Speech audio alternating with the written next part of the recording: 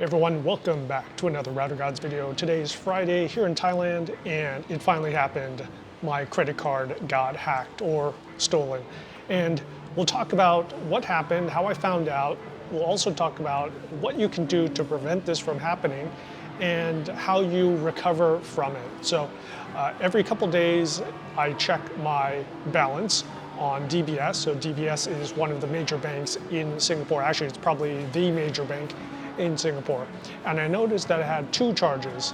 One charge was 288 Singapore dollars, which is about 2 something US dollars. And the other charge was $1 New Zealand, one New Zealand dollar, which is something like 60 cents US.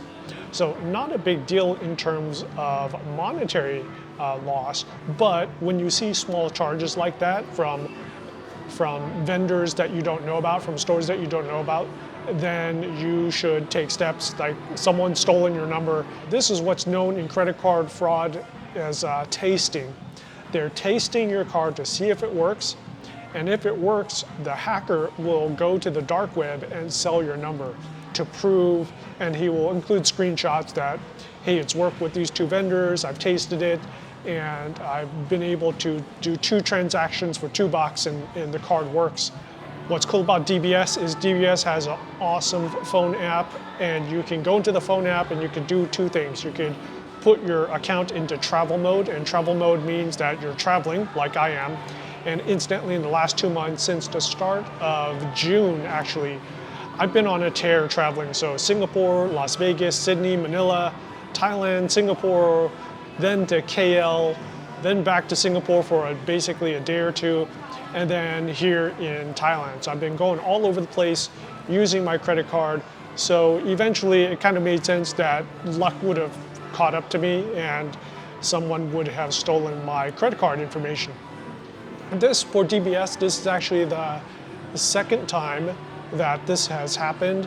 And I guess that's par for the course. So 2.5 years in Singapore, 1 stolen credit card number every year, about. So I've been told it's actually pretty common. So I was checking out my credit card balance, my account balance, and I saw the 2 charges. Immediately what I did is I did 2 things.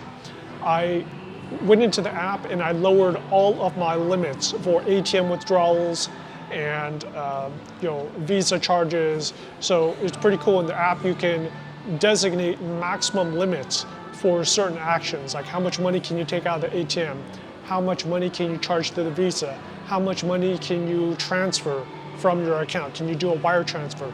So I dropped the limit on all of those to $500. Before they were much higher. So I dropped the limit, and then the second action is you can temporarily lock the account through the app, which is pretty cool. So of course I locked the card. So this is not declaring the card lost, it's declaring the card has been temporarily misplaced. So then I click a button and no one can use that number. And this buys me time for when I get back to Singapore in a week or 2 to get a new card. Now the damage is going to be $2.60 USD, so not a big deal. I'm not going to ask for those back from the 2 vendors, the 2 merchants. It's going to be a waste of my time. So basically at this point is when I get back to Singapore, I ask for a new card. Tips for how to deal with this as you travel. One is to just realize that if you travel a lot, this will happen. This will eventually happen. And you don't want to be losing access to your only ATM card, because that would totally suck, right? So one is you carry multiple cards. And so I've got a DBS card, I also have a Charles Schwab card, I also have Amex cards, just in a pinch if I really need help. Keep the cards separate. So I never carry everything on my person at once. So there's stuff in the room safe, there's a card with me, there's stuff stashed around, so always split things up. Also, check your balance every couple days or every day. So there are some days where I'll check it multiple times a day just in case. That might be too excessive. Or what you can do is you can set up an alert for if any transaction, an email or an SMS is going to come up. Make sure you get a good phone app, and the DBS app in Singapore and Asia, far better than the US.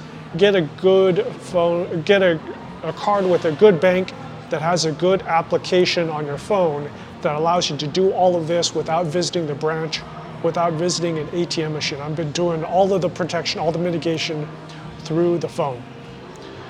All right, so that was a quick video for today. Humphrey with Router Gods, just giving you a couple tips and what happened to me on my credit card fraud. Credit card number has been stolen, but not a big deal. I've only lost $2.60 USD. Life goes on, and we'll just get a new card when I go back to Singapore. All right, stay safe, take care, see you later, bye.